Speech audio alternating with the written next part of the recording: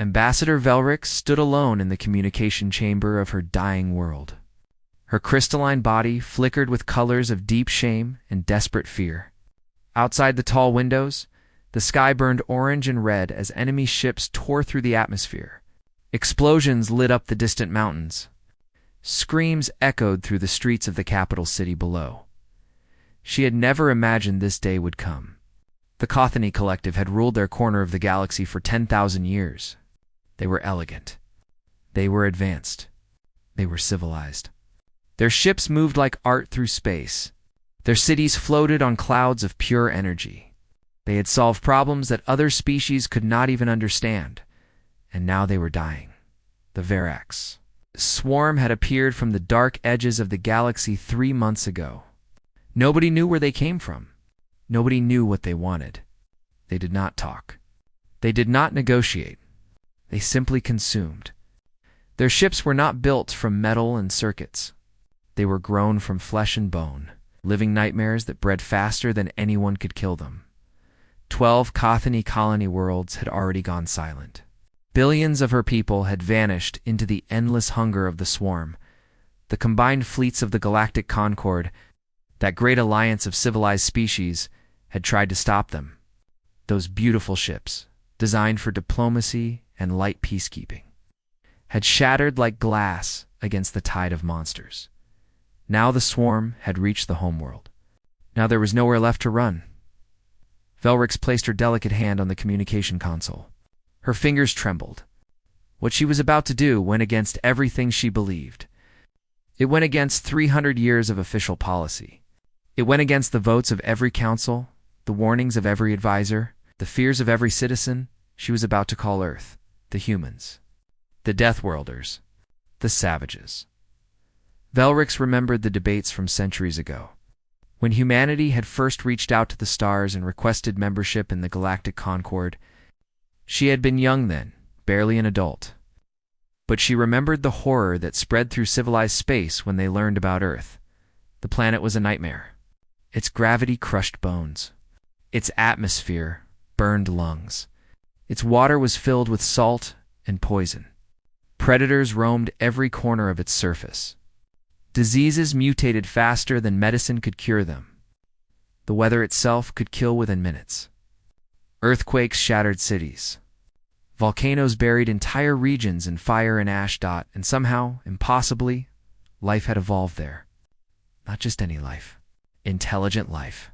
Thinking, walking, talking creatures that had clawed their way to dominance on a world that wanted them. Dead every single day, the humans.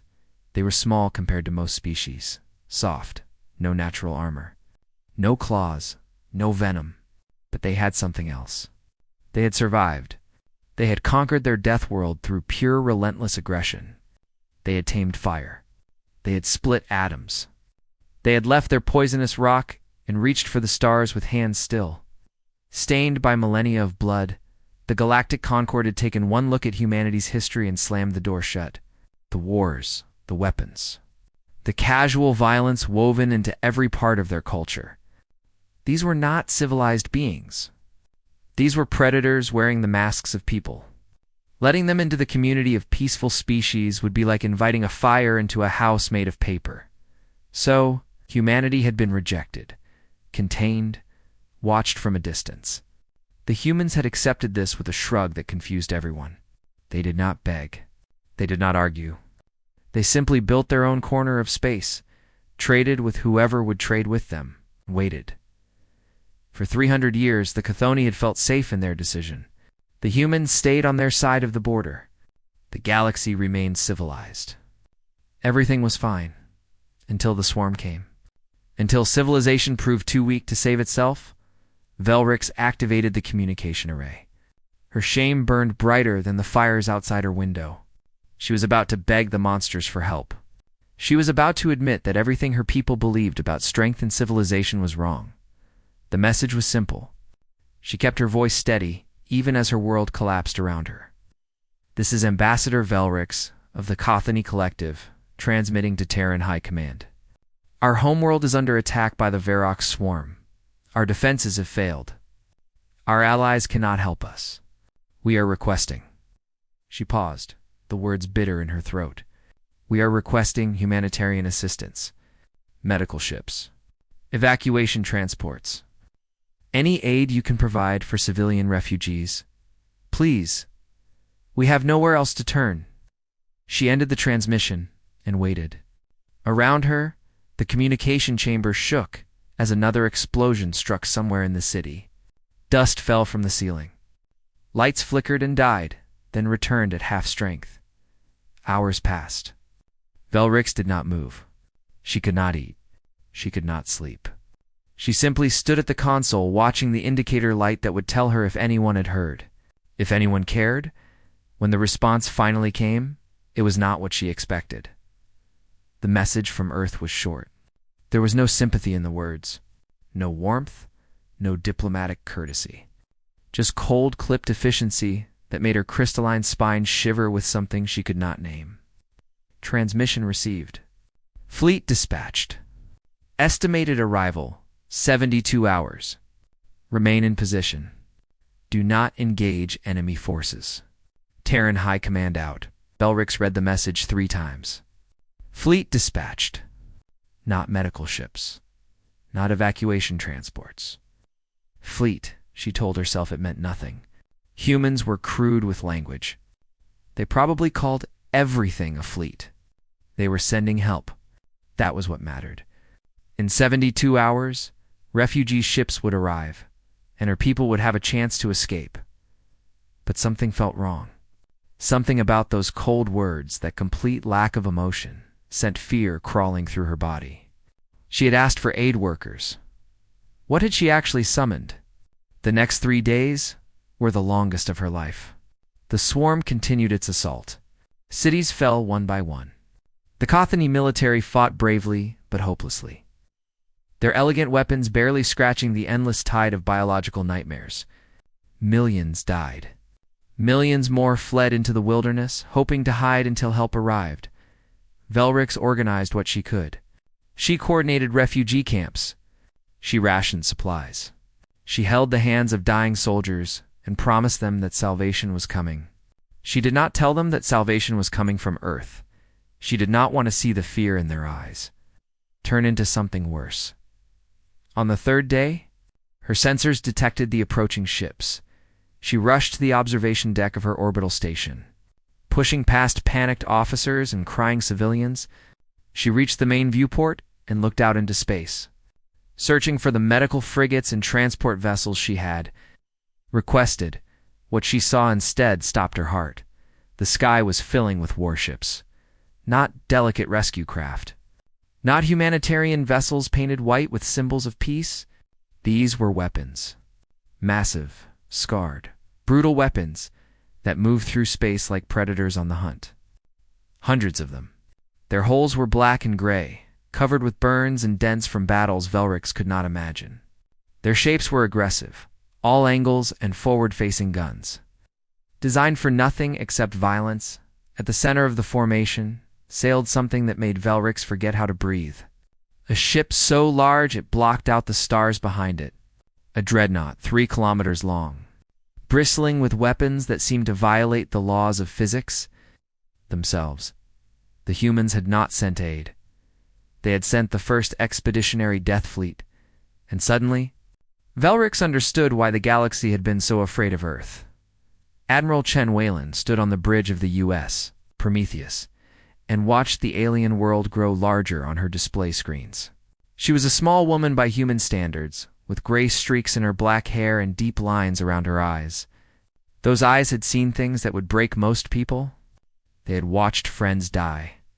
They had ordered the deaths of enemies. They had stared into the darkness of space and refused to blink. Behind her, the bridge crew moved with quiet precision. No wasted motion, no unnecessary words. These were professionals who had trained their entire lives for moments exactly like this one. They did not need speeches or encouragement. They needed targets. Admiral, her tactical officer, reported, his voice calm and steady. Long-range sensors have identified the enemy. Verac swarm bioships. Conservative estimate puts their numbers at 40,000 combat organisms. They've established a blockade formation around the planet's third moon. 40,000. Chen let that number settle in her mind. The largest engagement in human history had involved 800 enemy vessels. This was 50 times that size.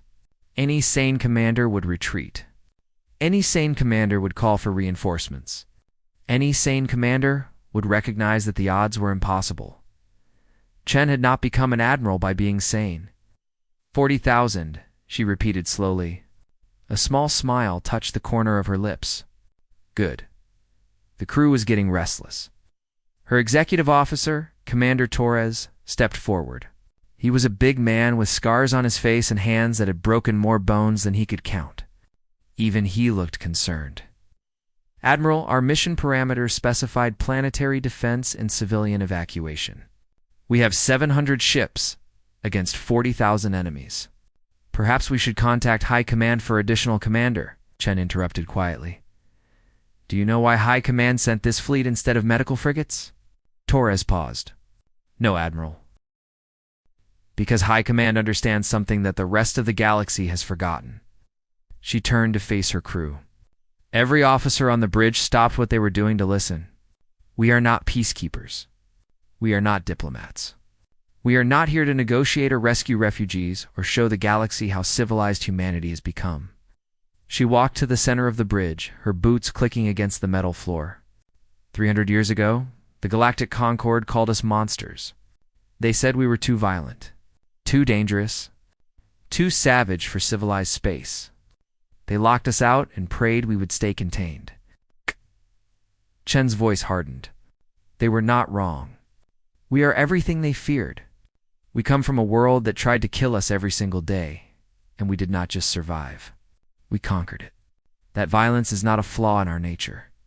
It is the core of what we are. It is the reason we stand here today, while other species hide behind treaties and hope. She turned back to the viewport, where the swarm's blockade was now visible as a dark stain against the stars. The Chthoni asked for aid. They expected nurses and doctors and gentle hands to hold while they cried. Instead, they received the most dangerous weapon humanity has ever built. Chen opened a channel to the entire fleet. 700 warships heard her voice, from the smallest destroyer to the massive dreadnought beneath her feet. All hands, this is Admiral Chen. We did not come here to evacuate civilians. We came here because something in this galaxy forgot what happens when you threaten a world under humanity's protection. The Verax swarm has killed billions of innocent people. They have consumed entire planets. They believe they are the ultimate predators. Her voice dropped to something cold and absolute. They are wrong. Today we remind the galaxy why they call Earth a death world. Weapons free. No quarter. No mercy. Show these creatures what it means to face the monsters of soul.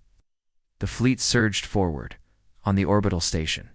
Ambassador Velrix watched in frozen horror as the human warships accelerated toward the swarm blockade. They were not moving like civilized vessels. They were not taking defensive positions or waiting for the enemy to approach. They were charging directly into the heart of 40,000 monsters. They are insane, whispered one of her officers. The mathematics do not work. They cannot win this fight. But Velrix could not look away. Something deep in her crystalline body, some ancient instinct that her species had evolved past millennia ago, recognized what she was watching. This was not madness. This was what predators looked like when they hunted. The first weapons fired, and the darkness of space became day. Human warships unleashed torrents of destruction that made Chthoni weapons look like children's toys. Railguns threw tungsten projectiles at velocities that punched through swarm bioships like needles through paper. Plasma cannons painted the void with rivers of blue fire. Missiles by the thousands streaked toward targets, each one carrying enough explosive force to crack a small moon. The swarm responded with their own weapons. Biological acid sprayed across human hulls. Living missiles, creatures bred for nothing except impact, threw themselves at the attacking fleet. Tentacles the size of buildings reached out to grab and crush. It did not matter. The human ships did not slow down.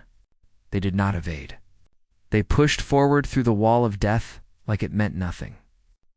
Their armor, forged in the fires of Earth's endless wars, absorbed punishment that would have destroyed any Concord vessel. Their crews, descendants of every warrior culture their world had produced, did not flinch. A Varix bio-cruiser, a massive thing of teeth and hate, broke through the human line and headed straight for the Prometheus. It was attempting a ramming attack, the same tactic that had destroyed 100 Concord ships. Bio-cruiser on collision course, the tactical officer reported. Recommend evasive maneuvers. Admiral Chen did not move. Negative. Increase speed. I want us to hit them before they hit us, Admiral. You heard me, Lieutenant? Ramming speed? The Prometheus accelerated. 3 kilometers of human engineering and aggression hurled itself toward the approaching monster. On the bridge, no one screamed. No one prayed. They simply held on and trusted their admiral. The collision was spectacular. The Prometheus struck the biocruiser like a hammer striking an egg.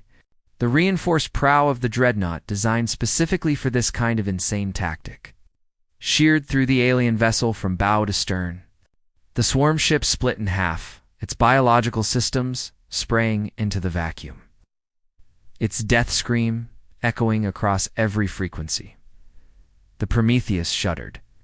Damage alerts flashed across several decks.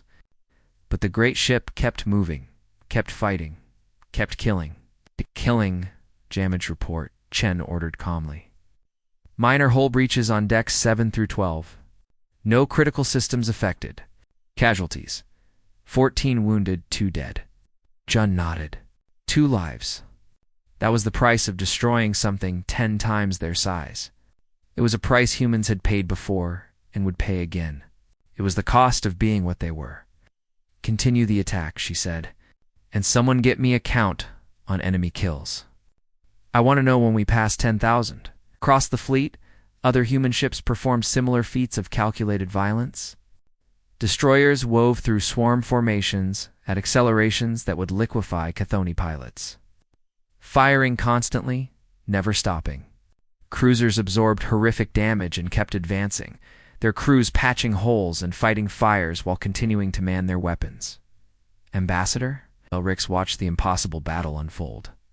Her officers had stopped speaking. They simply stared, their crystalline bodies flickering with colors that had no name. The humans were not just fighting the swarm, were not just surviving against impossible odds. They were winning. And somehow, that terrified her more than anything. The battle entered its 2nd day, and the galaxy began to understand what humanity really was. Ambassador Velrix had not slept. She could not sleep. Every time she closed her eyes, she saw human warships tearing through the swarm like wolves through sheep. She saw explosions that turned biological nightmares into drifting meat. She saw things that went against every law of warfare she had ever learned. Her military advisor, decorated Chthoni general named Torvax, stood beside her on the observation deck. He had commanded fleets. He had written books on strategy. He had been considered one of the finest tactical minds in the Galactic Concord. Now he looked like a student watching a master painter create something beyond his understanding. Do not fight like we do, Torvax said quietly. They do not fight like anyone does. Velrix watched another swarm formation collapse under human assault. What do you mean? Our doctrine, the Concord's doctrine, is built on minimizing losses. We engage at range. We protect our ships. We retreat when the odds turn against us. War is mathematics. You calculate the cost and benefit of every action. He pointed at a human destroyer that had just crashed through a wall of swarm drones. Its hull burning, its weapons still firing. They do not calculate. They do not minimize. They maximize aggression. Every decision they make is designed to inflict the most damage possible, regardless of personal risk. That is insanity, Velrix said. No. Torvax shook his head slowly. That is how predators think. They have decided that the swarm must die. Everything else, including their own survival, is secondary to that goal. I have read about Earth's military history. They have a word for this. They call it total war. Before Velrix could respond, New alerts flashed across the observation deck's displays. Something was launching from the human fleet. Dozens of small objects streaking toward the captured Kothany stations and swarm-infested asteroids. "What are those?" Velrix asked. A young officer checked his readings and went pale. "Drop pods, Ambassador. They are sending soldiers to the surface." "Soldiers? Into the middle of the swarm's forces?"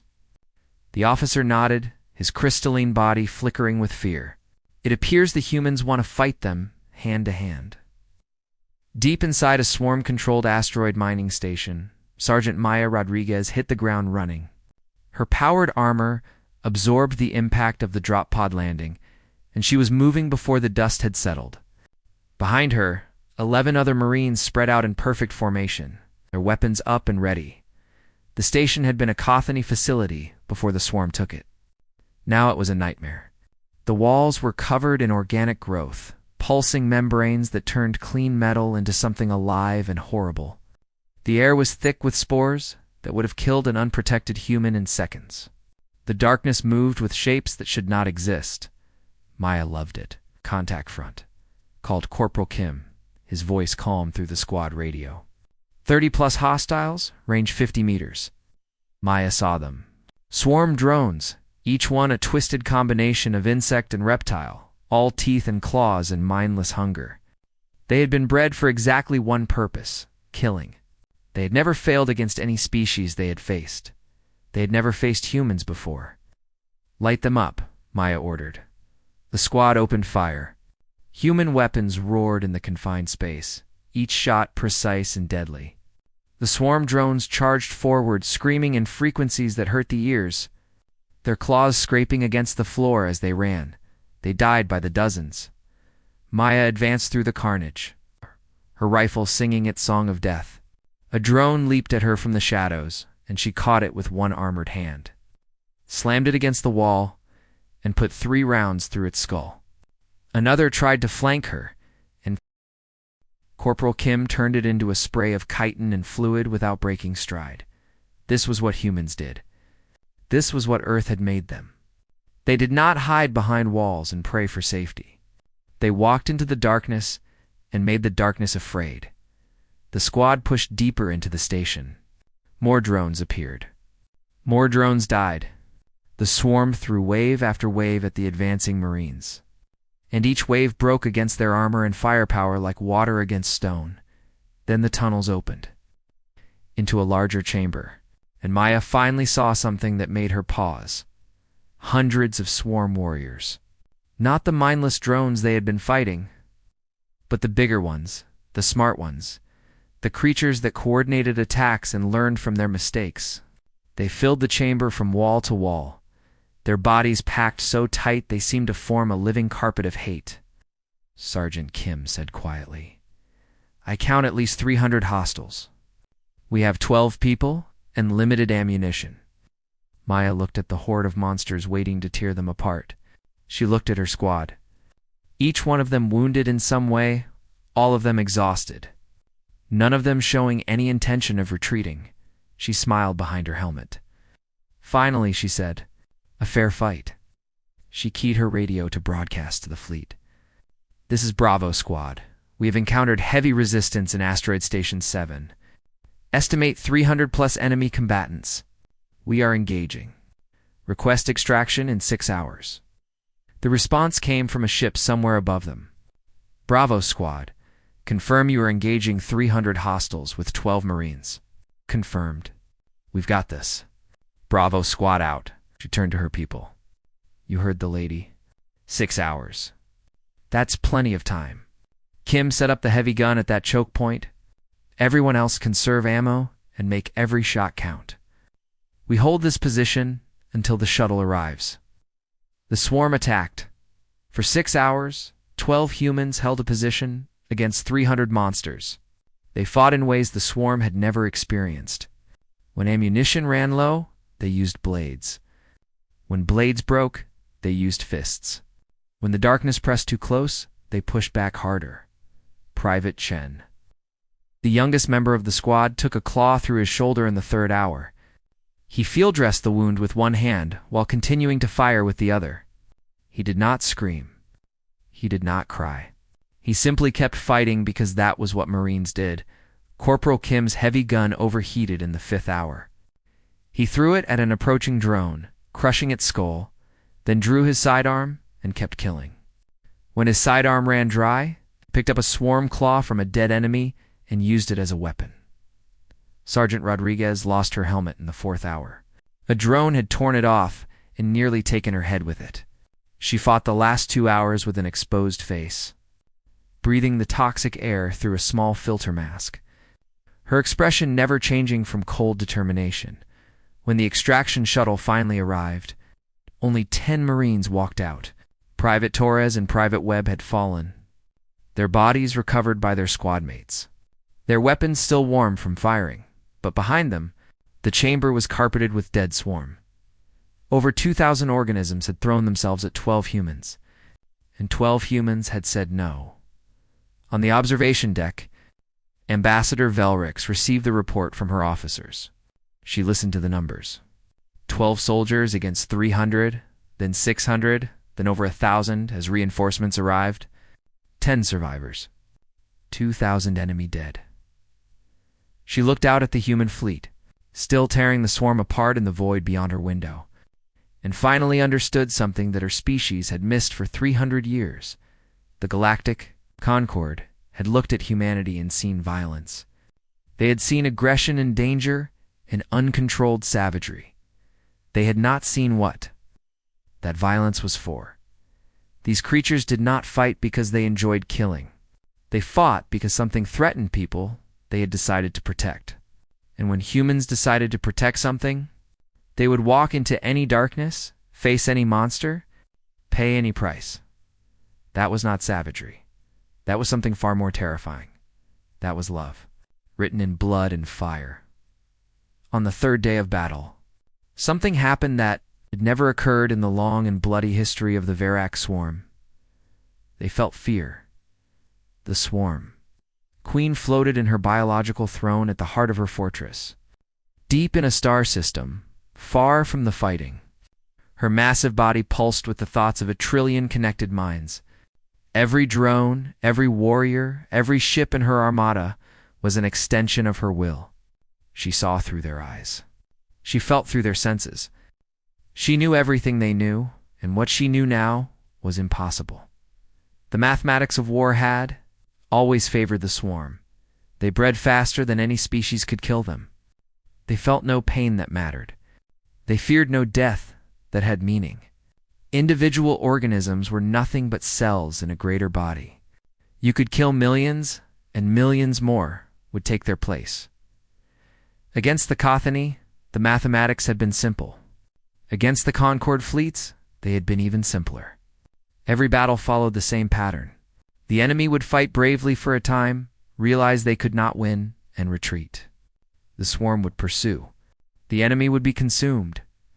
The swarm would grow. This was the natural order. This was how the universe worked. Then the humans came, and the mathematics broke. The queen watched through the eyes of her warriors as human ships tore through her formations.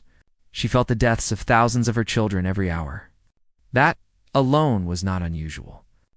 What was unusual was what came with those. Deaths, confusion, disbelief, and something that felt horribly like fear. Her drones did not understand. What they were fighting. These creatures should have been easy prey. They were small. They were soft. They had no natural weapons, no armor, no biological advantages that the swarm could identify. By every measure the queen understood, humans should have been food. Instead, they were a nightmare. The humans did not retreat when wounded. They kept fighting until their bodies physically could not move anymore. The humans did not run when outnumbered. They smiled behind their masks and called it fair. The humans did not surrender when capture seemed certain. They found ways to escape that should not have been possible, and when they escaped, they left mountains of dead swarm behind them. One human ship, crippled and dying, its hull torn open in a dozen places, had continued firing its weapons until the moment its reactor exploded. The crew had known they were dead. They had used their last minutes to kill as many swarm as possible, rather than trying to save themselves. What kind of creature did that? The Queen searched her vast memory for any species that matched this pattern. She found nothing. Every intelligent race the swarm had encountered prioritized survival above all else. It was the most basic instinct of life itself. You fight to live. You run when you cannot win. You preserve yourself so that your species continues. Humans did not follow these rules. They followed something else entirely, something the Queen could not understand and therefore could not predict. And without prediction, there could be no victory for the first time in her existence. The Queen issued an order that had never been given in the history of the swarm. Retreat. On the bridge of the Prometheus, Tactical Officer Lieutenant Parks stared at his display in confusion. Admiral, the swarm is pulling back. Admiral Chen set down the cup of tea she had been drinking. 3 days of constant battle, and she had barely slept. Her eyes were red. Her voice was hoarse. But her mind remained sharp as a blade. Explain. Their formation is collapsing. Not because we're destroying it. They're withdrawing. Coordinated retreat across all sectors. They're leaving Kothany space. Commander Torres moved to stand beside the Admiral. This is unprecedented. The swarm has never retreated from anything. Our intelligence suggests they're physically incapable of it.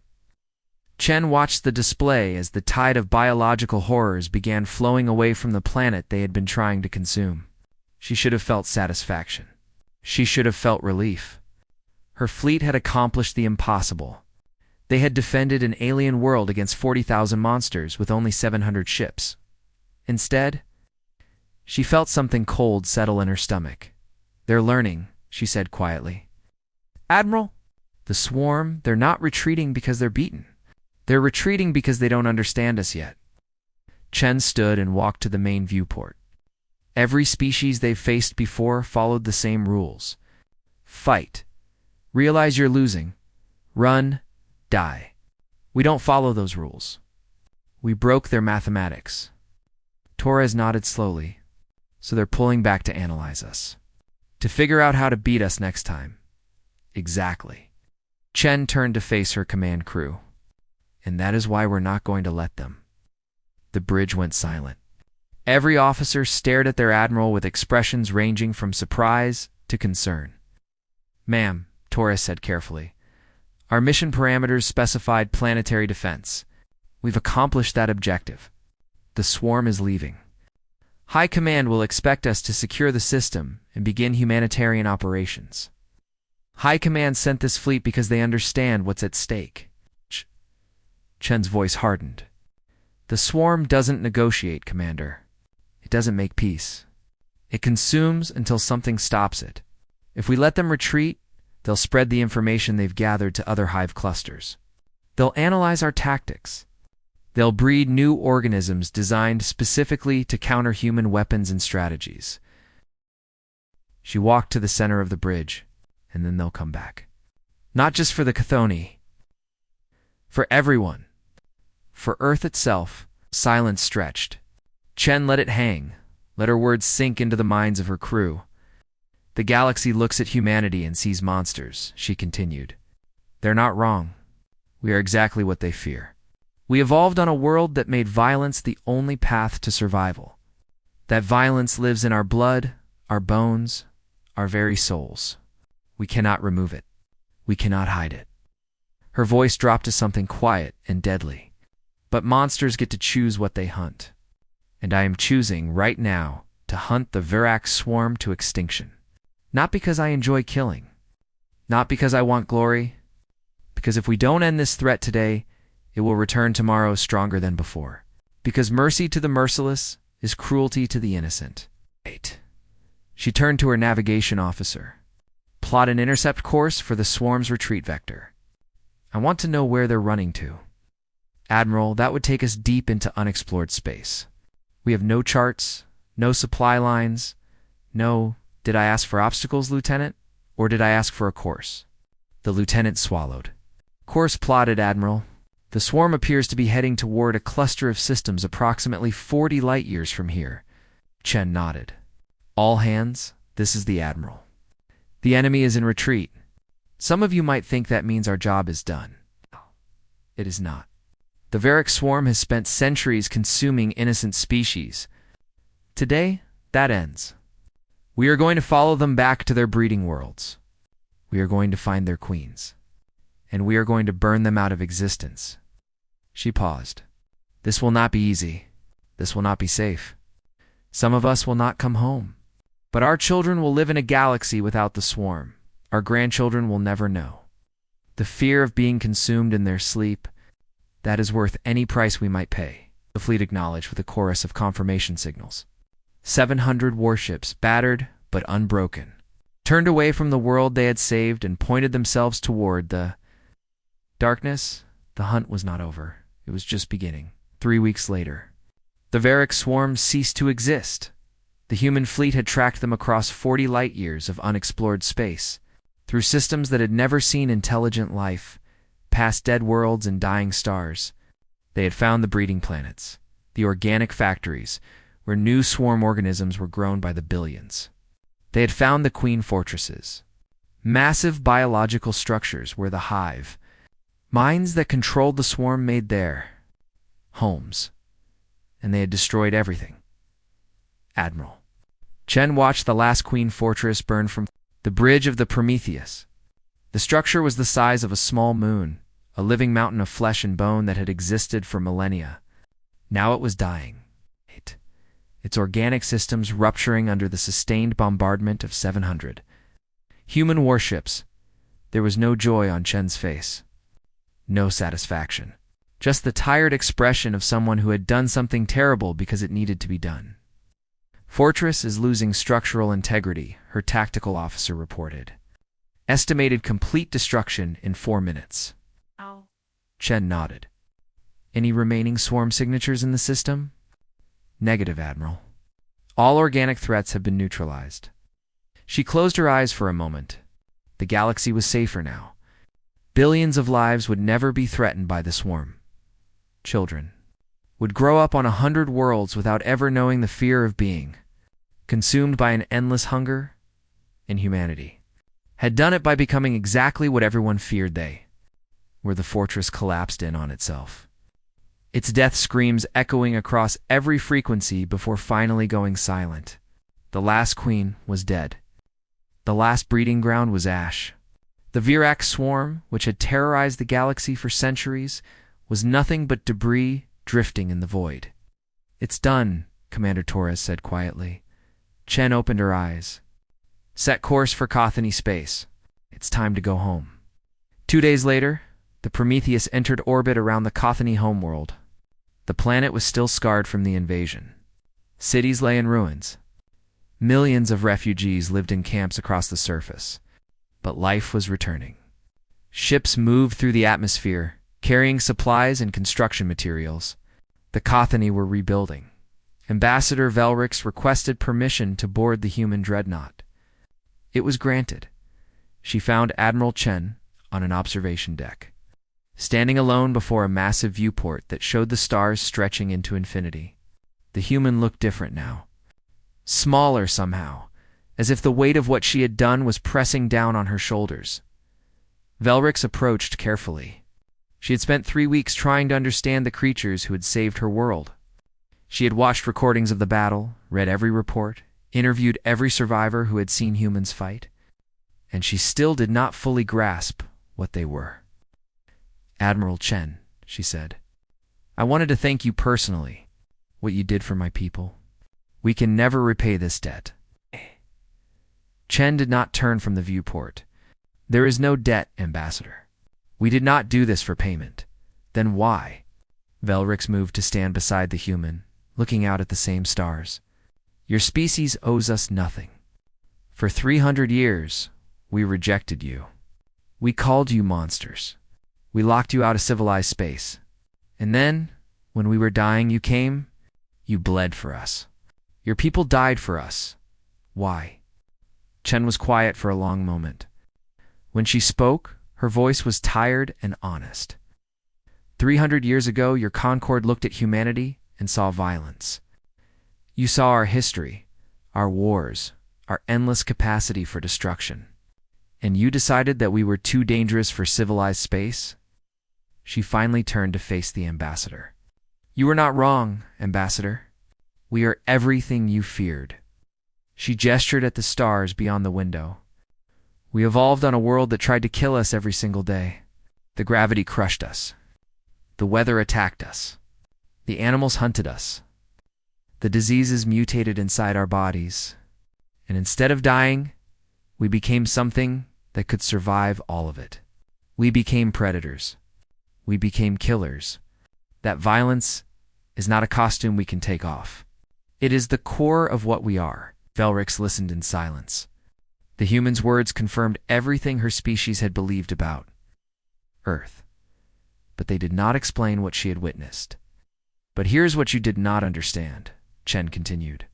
Monsters get to choose what they hunt. Predators decide what prey they pursue. And somewhere in our long and bloody history, humanity made a choice. We decided that we would rather be the monster standing between innocent species and the darkness than the one lurking in it. She stepped closer to the ambassador. When your distress call reached Earth, we could have ignored it. We could have let the swarm consume your world and waited to see if they came for us next. That would have been the safe choice, the logical choice, but you didn't know. Chen shook her head. Because 300 years ago, when you locked us out of the Concord, we were angry. We felt rejected and insulted and alone. But we also understood something. The species that rejected us, the elegant crystalline creatures and their peaceful allies, they were not our enemies. They were simply afraid of what we represented. She returned to the viewport, staring out at the recovering world below. So we waited. We built our corner of space. We trained our soldiers and armed our ships and prepared for the day when someone would need the monsters of Earth, because the galaxy is vast and dark. And there are things out there that do not care about diplomacy or treaties or civilized behavior. Things that only understand one language. Violence, Velrix said quietly. Protection, Chen corrected. The swarm did not die because we enjoy killing. They died because they threatened species too gentle to defend themselves. They died because the alternative was watching billions of innocent people be consumed while we hid behind our borders and pretended it was not our problem. The ambassador processed this. Her crystalline body flickered with colors that represented emotions she could barely name. The Concord will want to discuss humanity's membership now. After what you have done, everything changes. Chen almost smiled. It was a tired expression, but genuine. No, Ambassador. Nothing changes. Your councils will debate for years. Some will call us heroes. Others will call us dangerous weapons that need to be controlled. Eventually, you will decide that the safest course is to keep us at arm's length, watching but not truly trusting. And you will accept that? We will. Chen nodded. Because we did not save your world to earn a seat at your table. We did not hunt the swarm to extinction for political rewards or territorial gains. We did it because it needed to be done, and we were the only ones capable of doing it. She turned to face Velrix one final time. Her eyes were old, full of experiences the ambassador could never understand. But there was something warm in them too. Something gentle hiding beneath all that violence. The next time something crawls out of the darkness to threaten the gentle species of this galaxy, they will remember what happened here. They will remember that Earth is watching, that humanity is waiting. Her voice dropped to something almost soft. That is the only membership we have ever wanted. To be the nightmare that other nightmares fear. Ambassador Velrix returned to her shuttle an hour later. She carried with her a new understanding of humanity. One that she would spend the rest of her life trying to explain to her people. The humans were not kind. They were not gentle. They were not civilized by any definition the Galactic Concord recognized.